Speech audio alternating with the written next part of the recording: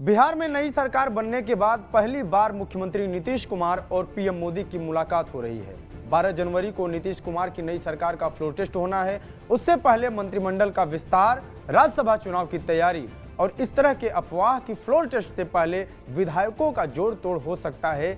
जदयू और बीजेपी दोनों के लिए चिंता का विषय है। बुधवार को नीतीश कुमार प्रधानमंत्री मोदी से मुलाकात करेंगे। वो दिल्ली के लिए रवाना हो चुके हैं।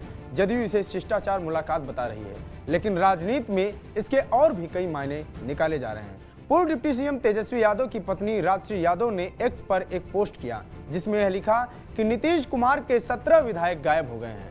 वैसे तो 4-5 विधायक से ही काम चल जाता, लेकिन इधर तो आधी जदयू गायब हो गई है। खेला होगा सब जानते थे, लेकिन इतना बड़ा खेला होगा शायद किसी को पता नहीं था। नीतीश कुमार ने जब तेजस्वी यादव का साथ छोड़ा था तो उस वक्त भी तेजस्वी यादव ने यही बयान दिया था कि अभी असली खेल बाकी है। क्या वाकई नीतीश सरकार खतरे में है?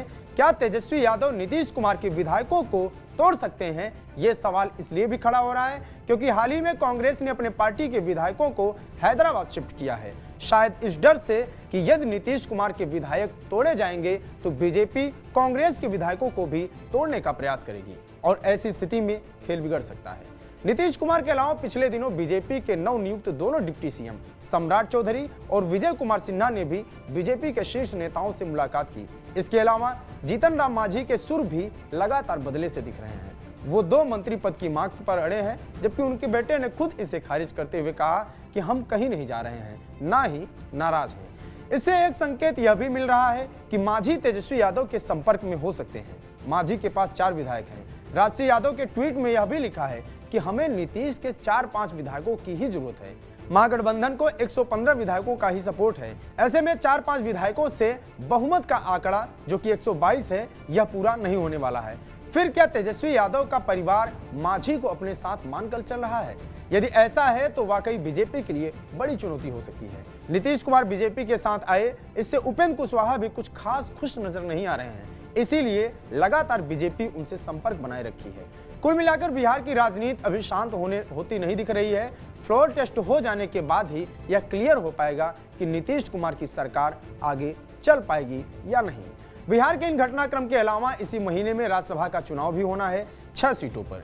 इनमें से 2 सीट तो बीजेपी को आसानी से मिल जाएगी, एक जदयू और 2 आरजेडी को मिल जाएंगे। लेकिन एक सीट पर मामला फंस रहा है, क्योंकि इसे जीतने के लिए न तो एनडीए के पास पर्याप्त विधायक हैं, न ही महागठबंधन के पास। 35 विधायकों पर एक राज्यसभा सीट मिलेगा। बीजेपी के पास 78 सीटें हैं और जदयू के पास 45। कुल 128 विधायकों का समर्थन है एनडीए को। ऐसे में 4 राज्यसभा सीट जीतने के लिए एनडीए को चाहिए 140 विधायक, यानी 12 विधायक कम पड़ेंगे। वहीं महागठबंधन के पास कांग्रेस सहित 115 विधायकों का सपोर्ट है।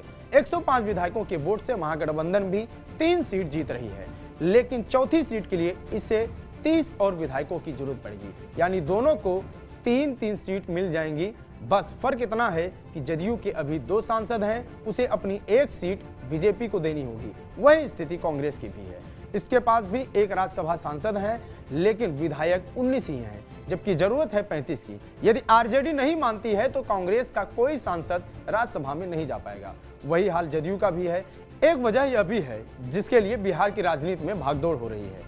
इसके अलावा मंत्रिमंडल के विस्तार आदि पर भी नीतीश कुमार बीजेपी के केंद्रीय नेतृत्व से बात कर सकते हैं। फिलहाल मुख्यमंत्री नीतीश कुमार आज प्रधानमंत्री नरेंद्र मोदी के अलावा गृह मंत्री अमित शाह और बीजेपी अध्यक्ष जेपी नड्डा से मुलाकात करेंगे। आगे क्या होता है अपडेट देते रहेंगे।